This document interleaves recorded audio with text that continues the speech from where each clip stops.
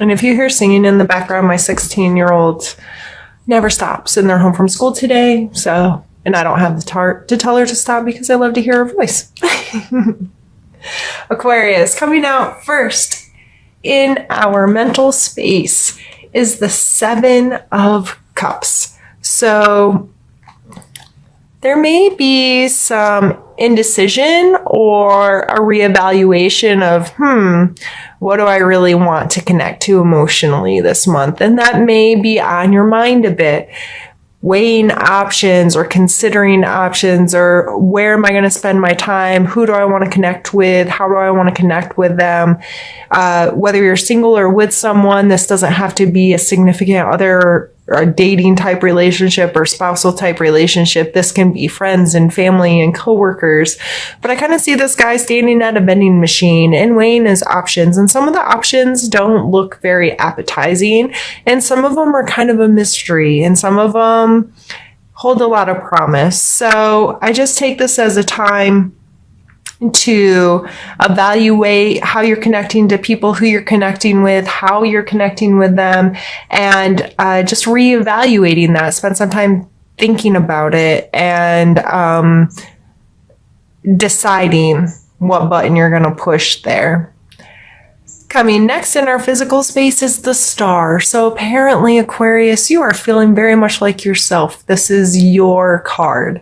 In your physical space, you may just feel very comfortable there, renewed, refreshed, relaxed, all those beautiful R words, because that's what this card's all about, is a renewal and just feeling connected, feeling, I don't know, like the universe is shining on you. And that's a really beautiful energy. I love this card, and I love you, Aquarius people. I have a child who's an Aquarius who is a lot of fun, and she is spunky and smart and a little feisty, and she's her personality is refreshing. So every time I see this card, it kind of it squeezes my heart a little bit, because I see my baby and all of the amazing attributes associated with this card as part of her personality. And now, don't get me wrong, my children aren't perfect, but she's a really cool kid. And it's hard for me to articulate this card so much, because it does manifest so much feeling for me that's associated with her. So as an Aquarius, if you're curious about this card and what it means, look it up, Google it. It's easy to find information on tarot. And don't just read from one source. Different sources have different perspectives on the energies and how they play in our life. But for me personally, in this reading, I just feel like it's you feeling good in your own body. And especially here, followed by the Knight of Wands and our emotional space, he is feeling himself, right? He's fancy. He's like, he has this charisma about him, and he appreciates beauty in his space, but he also appreciates it within himself. He doesn't have a problem like showing off here. Both he and his horse are like, we have arrived, pay attention to us. So those two cards coming out for your physical and emotional space. I just feel like you feel good, and that's amazing, Aquarius. I really hope you do. I really hope you are encompassing some of those feelings of feeling really comfortable in your own skin, appreciating who you are, letting your passions and your desires and your excitements in life and your willingness to be involved in this world and experience life show through this month. I just think that looks like a really beautiful energy combination. And then we're followed here by the Eight of Coins. And this is coming in our spiritual space. And this guy's obviously put in some diligent work. He's doing the same thing over and over again. He's creating something. He's putting in time. He's mastering his craft. This card can speak of monotony a little bit. So you may feel like you might feel a little bored in some of your spiritual practices or connections in life.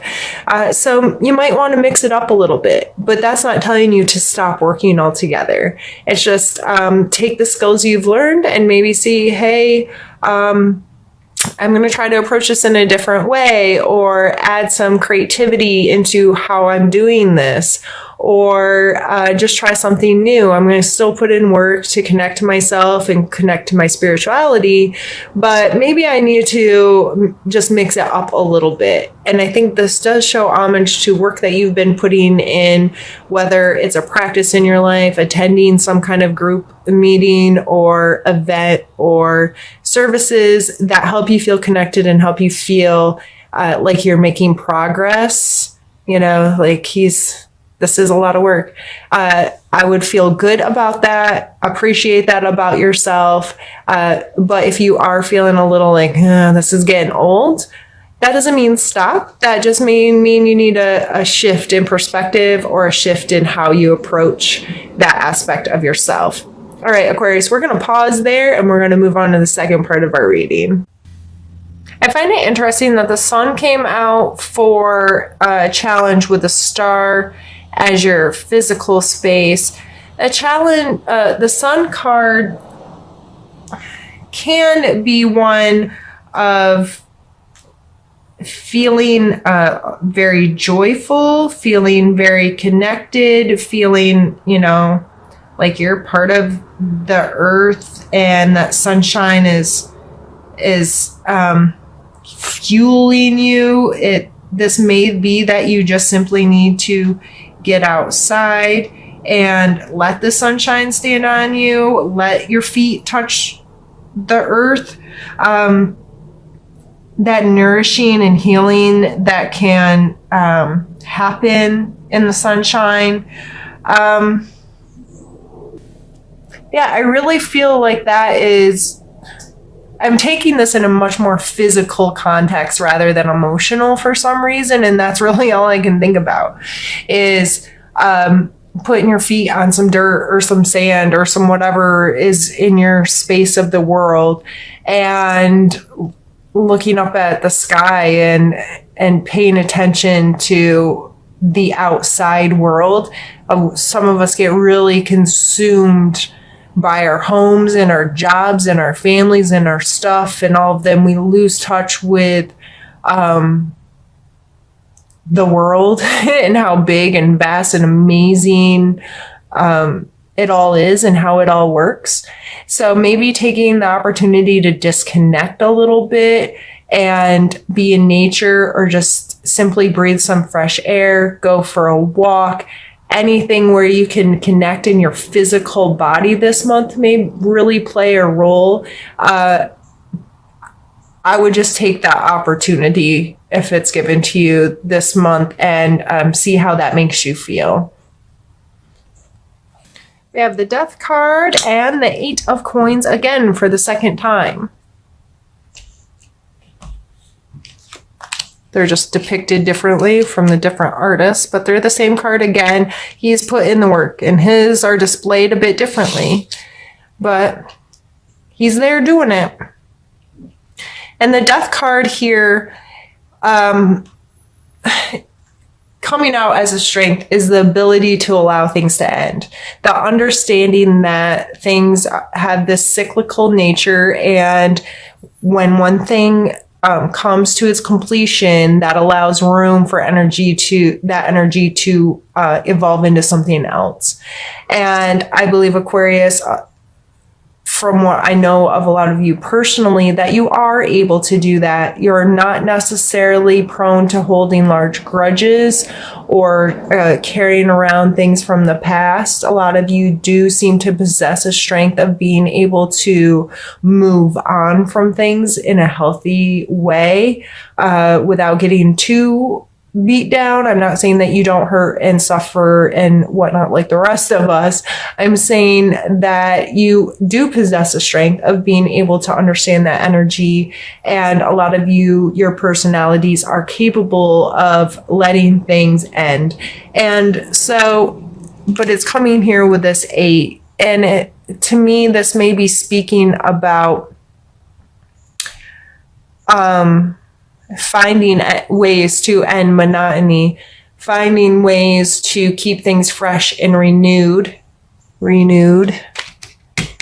for yourself, finding ways to use this creativeness, use this spark, use this enthusiasm and passion to allow your work to progress, to evolve, to whatever, by allowing something to end. And I've done this before. I've recreated things. I've grown something from doing it once to doing it 1,000 times and becoming masterful with it, those kinds of things. So I think that's a beautiful strength for you this month. And however that plays in your life, I think it's just important to understand that you're more than capable of dealing with the endings of things.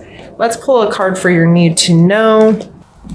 Right, so we have the 5 of Cups and the 10 of Wands.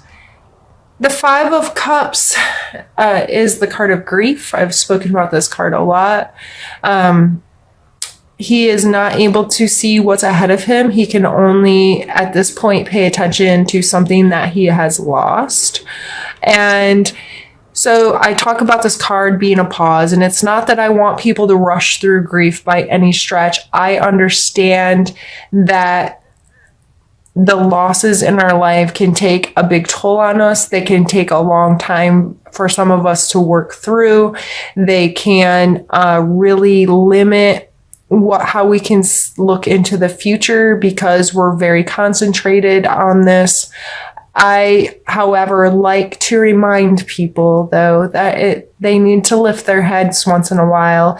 And regardless of how much grief and how much this hurts and how much you're focused on it, that it's important to not just get stuck there. And you can still respect your grief and allow time for yourself to appreciate that there's more to come, appreciate that there's other opportunities ahead of you, and to not just don't be stuck there. The 10 of Wands can be a card of burden. He's obviously carrying around something he doesn't want to be carrying around. For goodness sakes, he has a roach on his back. So this can be taking on more than you should. This can be overextending yourself. This can be feeling very weighed down by things, life. These 2 cards coming together makes me feel like you could be carrying around someone else's stuff that